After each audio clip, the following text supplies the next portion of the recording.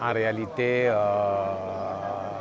j'étais ancien délégué régional, mais il faut peut-être noter tout de suite que les questions d'électrification reposent entre les mains du nouveau délégué, qui est M. Lemou Diallo, qui a déjà répondu à ces questions. D'abord, remercier les organisateurs de ce forum, en l'occurrence M. Ibrahima Diassi, qui a mis tout son va-tout pour que cette organisation puisse réussir. C'est vrai, il n'est pas seul, c'est un comité. Et dans ce comité, effectivement, les félicitations vont aussi à l'endroit du maire, à l'endroit des guides religieux. On a monsieur le khalife général de la contrée. Et tous les conseillers, en fait, les chefs de village, ont en fait contribué à la réussite de ce forum parce que toute localité a dû participer financièrement et physiquement à la réussite de ce forum.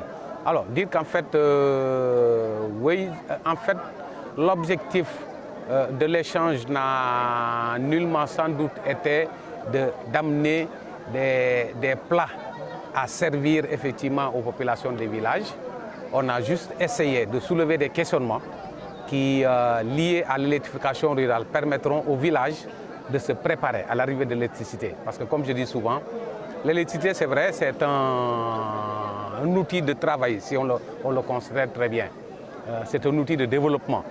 Si on s'y prend bien, ça revêt un outil de développement dans les localités. À ce titre-là, effectivement, il faut préparer son arrivée.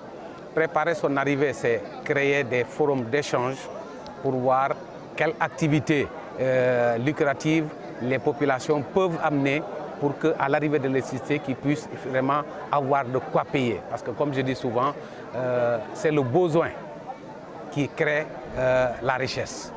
Quand on a des besoins à satisfaire, on est obligé de travailler pour satisfaire nos besoins. Aujourd'hui, en fait, l'électricité qui arrive dans une localité augmente les besoins des populations et l'augmentation des besoins des populations incite ces populations-là à aller chercher des ressources financières pour pouvoir en fait payer leur électricité. Comme je dis souvent, l'électricité ne sera pas gratuite. M. Diallo qui va vous donner l'électricité, celui qui ne paye pas, il viendra lui couper, c'est évident. Maintenant, pour ne pas arriver à ces travers de coupure, l'électricité ne doit pas servir uniquement à un éclairage.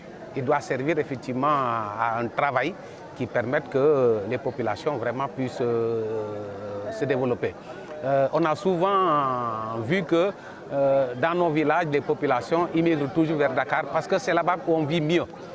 Mais aujourd'hui, ceux qui se trouvent à Dakar se rendent compte qu'il est possible de rester dans un village et de faire des activités qui permettent de gagner de l'argent. Je pense que pour cela, il faut de l'électricité.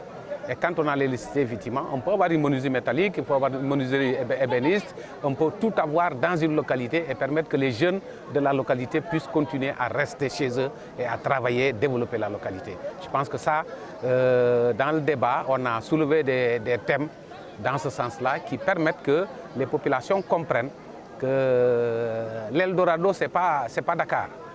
On est assis sur un Eldorado qu'il faut tout de suite développer et se rendre compte qu'on n'a pas besoin de bouger. Je pense que ça, là, c'est l'objectif que moi je vise dans mes échanges avec la population. Et aujourd'hui, ce forum m'a permis, en tout cas, d'être en contact avec vous pour, en tout cas, sortir certaines idées que vous allez, en fait, ensemble mastiquer, regarder un peu comment les orienter par rapport aux richesses de votre commune. Parce que je dis souvent, la commune de Simbandi-Mbalante, elle est riche par ses marigots, il y a beaucoup de poissons ici. Il y a beaucoup de terres cultivables, des forêts et tout. Et cela, en fait, c'est une richesse naturelle sur laquelle vous pouvez profiter, en tout cas, pour développer la localité.